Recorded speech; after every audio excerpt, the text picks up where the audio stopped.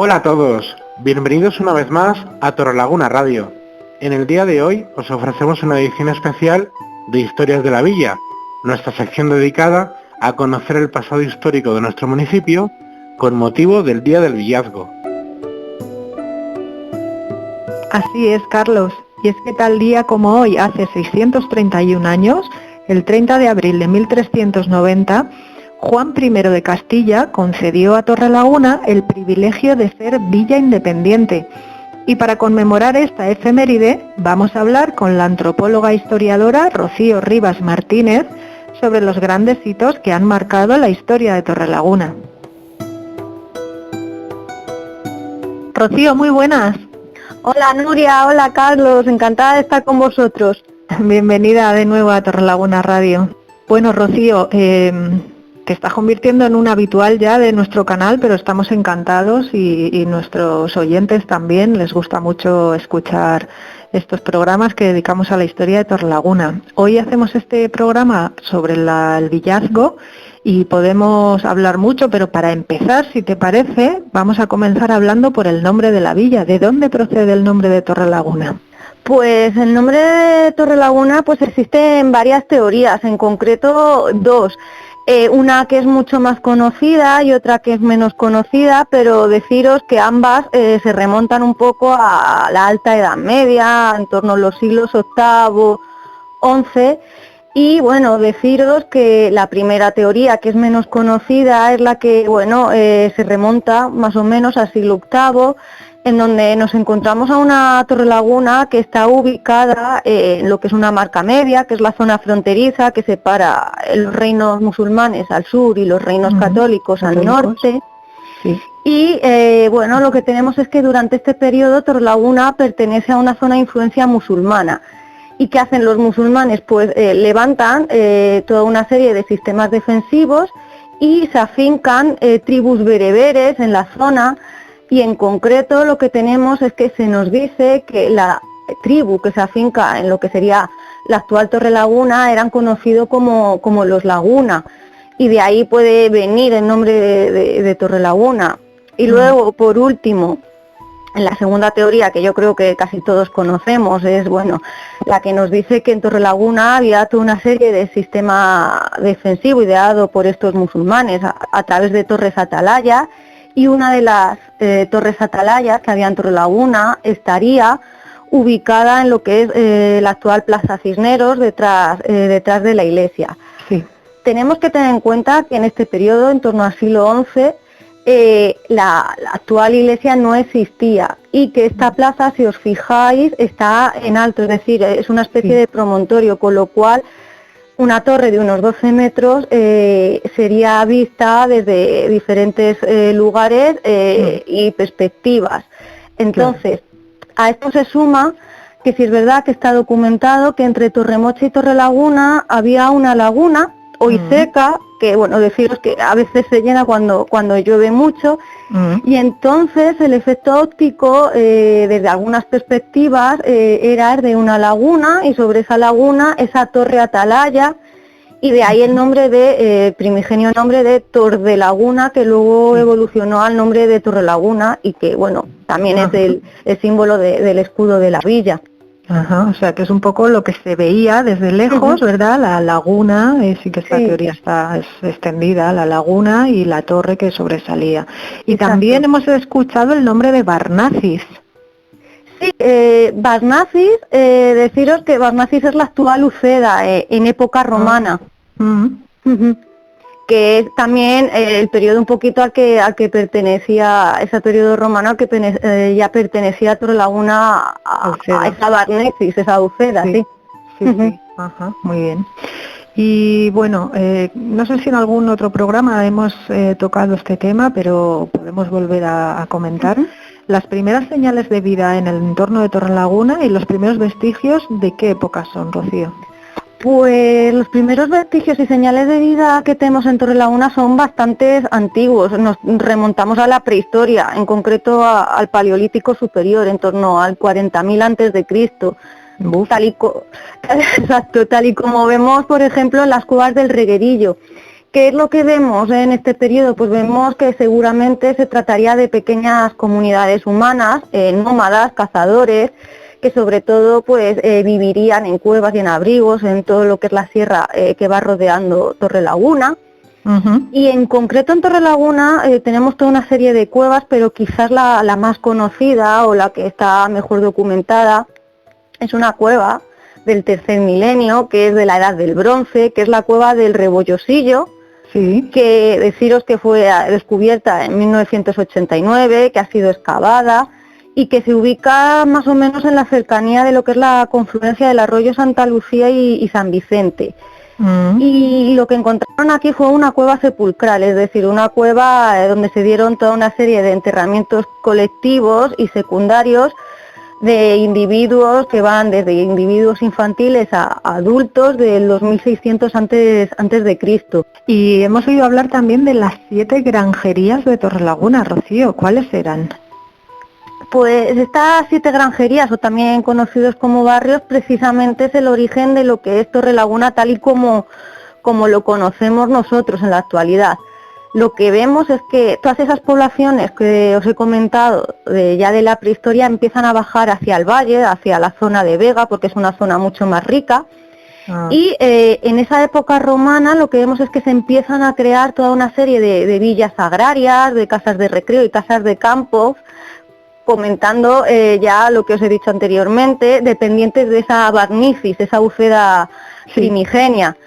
Y ya en la Edad Media, en el primer periodo de la Edad Media, lo que tenemos es que todas esas villas agrarias se empiezan a configurar como barrios, y como se conoce, en concreto tenemos 7 barrios, que serían el de Santa María Magdalena, el de San Vicente, el de Santo Domingo, La Floresta, San Sebastián, San Andrés y Las Huertas. Y todos estos barrios progresivamente a lo largo del tiempo fueron los que fueron dando un poco cuerpo a lo que sería después la aldea de Torrelaguna. Bueno, y ya que nos has contextualizado en la Alta Edad Media, Rocío, ¿cuál era el papel de Torrelaguna en una península dividida entre católicos y musulmanes allá por el siglo X y XI?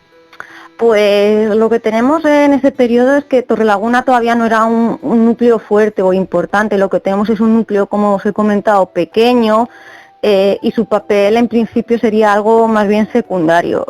No obstante, la importancia de Torrelaguna en este momento es que, como os he dicho, se situaba en esa marca media, esa zona fronteriza, divisoria entre católicos y musulmanes.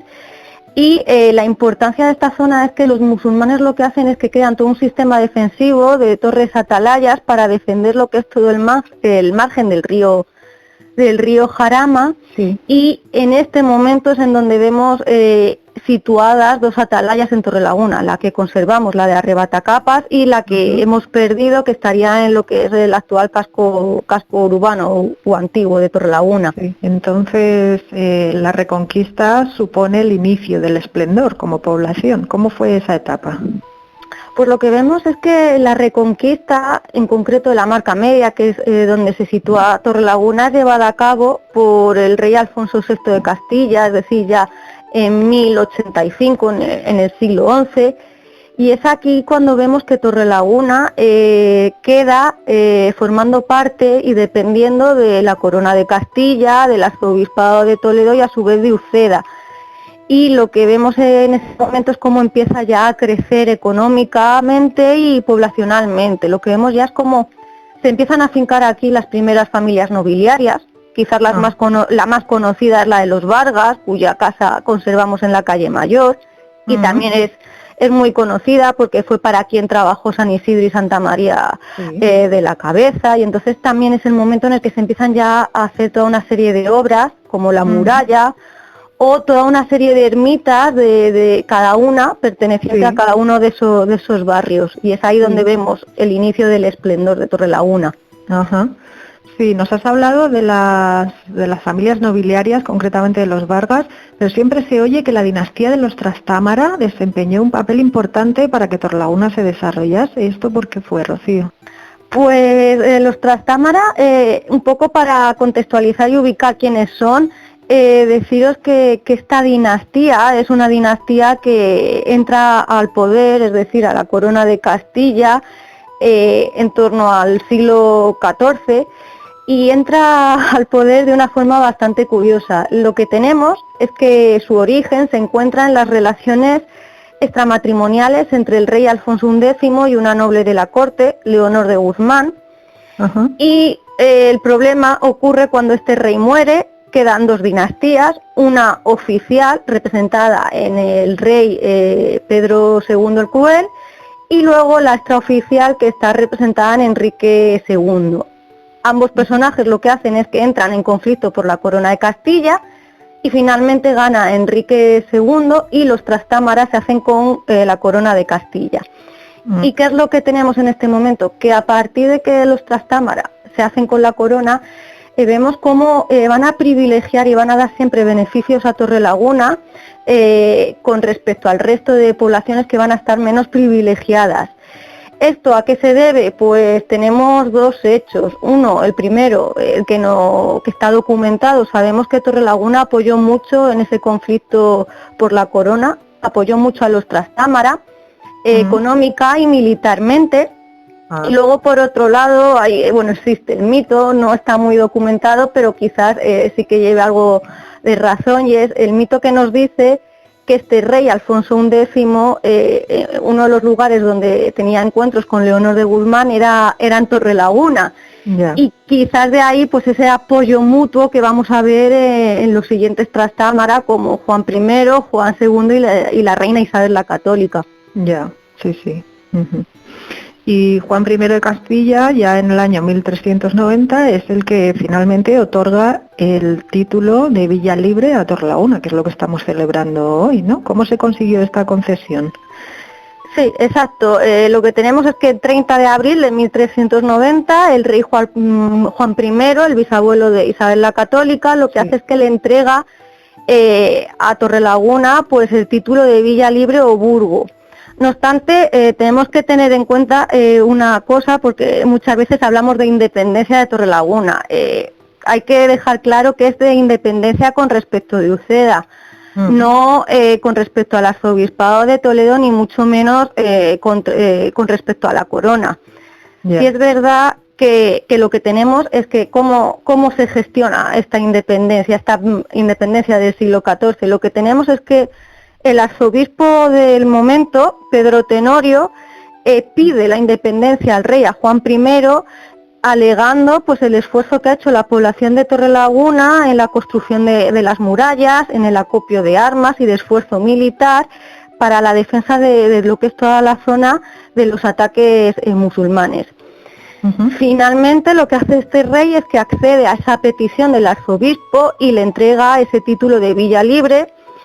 Y todo esto se le suma toda una serie de privilegios económicos, como por ejemplo privilegios sobre la mesta, que es muy importante, y sobre todo el privilegio y el beneficio de poder celebrar una vez a la semana un mercado libre de impuestos. Uh-huh. No obstante, lo que hace el rey es que deja a elección a este arzobispo de que elija el lugar y el día en el que se celebra el mercadillo. Y lo que hace Pedro Tenorio es que elige el lunes y la Plaza Mayor. Sin embargo, como dato curioso, deciros que en el siglo XIX este mercado se traslada a lo que es la Plaza del Coso, debido a que hay varios vecinos de Torrelaguna que se quejan, alegando que, por ejemplo, que los caballos eran atados al muro de la iglesia y que podían dañar el templo, o que la gente utilizaba, por ejemplo, un lenguaje que no era propio al lado de un templo, o que, por ejemplo, las misas que se celebraban en los días festivos, que un poco que alteraban las misas, o incluso, por ejemplo, tenemos constancia de que en torno a la plaza estaban las cárceles y alegaban que con el barullo del mercado pues que los presos se podían escapar. Se podían fugar aprovechando el mercadillo.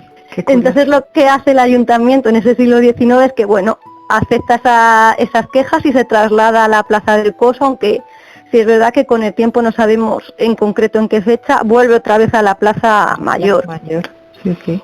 Y por último, esa independencia de 1390 es muy importante también porque lo que conlleva es la creación de un concejo propio, que es actualmente lo que sería un ayuntamiento. Uh-huh. ¿Y esto qué implica? Pues que en Torrelaguna ya se puede crear todas unas normas propias en cuanto a organización, funcionamiento del pueblo.